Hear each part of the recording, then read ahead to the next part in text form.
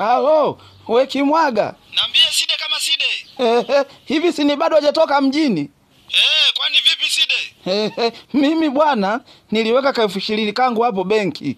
Sasa kinachoniwazisha mlinzi wa hapo ana kitambi. Mlinzi ana kitambi.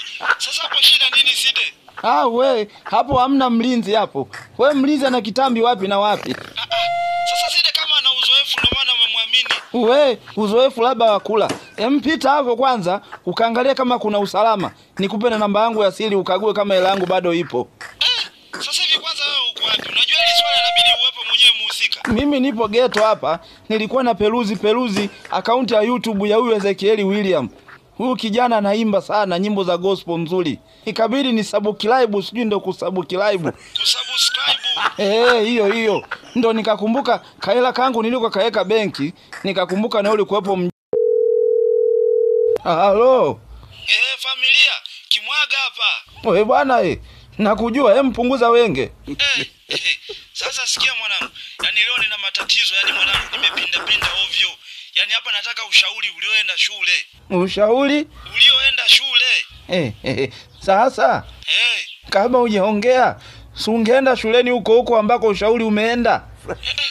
Shuleni? Wewe umesema unataka ushauri ulioenda shule. Hivi Side umeshavuta eti? Kuvuta nini? Kamba au? Hapa sina rafiki. Amekata. Wewe Kimwaga. Amekata, sijamwambia hata subscribe sijui kwenye hii YouTube hapa. Halo. Wewe Kimwaga. Niambie Side. Eti niko hapa benki. Nimekuja kutoa hela. Eti wananiambia mpaka akaunti. Sasa akaunti ya nini sasa? Afu Side bwana. Sasa unaendaje kutoa hela bila akaunti? Kumbe na wewe dishi. Sasa nikuulize swali. Nakusikiliza. Kati ya benki na akaunti, kipi kinatunza hela? Akaunti. Sasa kumbe walijenga benki ya nini sasa?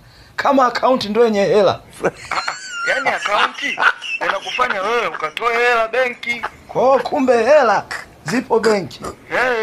Yaani wewe mshenzi. Sasa mbona umerudi mule sasa? Hela ziko benki. Mshenzini. Wewe Side. Hawalizi watamshika au mvugani muwache. Wewe upo benki gani? Shaka. Halo. Oya wewe familia. Inakuaje? Mbona upo kimya sana ndugu yangu? Nipo kimya. Unataka nipige kelele? Nimekuwa redio. Wewe nenda kwenye pointi bwana. Basi tuachane na hayo.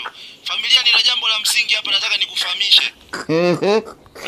Familia, mimi mwenzako bwana nimepata mchumba.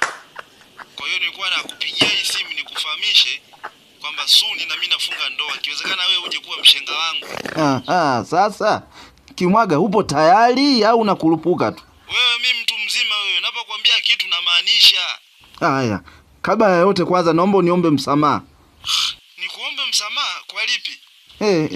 Wewe umekurupuka wewe. Sasa kwa taarifa yako, kwenye ndoa mwanaume utakiwa uwe tayari kuomba msamaha hata kama kosa hujalifanya. Kumbe wewe wanawake huwajui wewe. Sijaelewa hapo. Yaani unaomba msamaha kwa kosa ambalo hujalifanya? Ndio unaacha kukurupuka sasa. Fanya kazi kwanza ujipange. Mshenzini. Kimwaga bwana. Unafikiri ndoa ni kama kamba. Unafunga. Hakuna ashindwe. Huwezi kupinga namna hiyo. Pumbavu sana wewe. Mama, utalipa.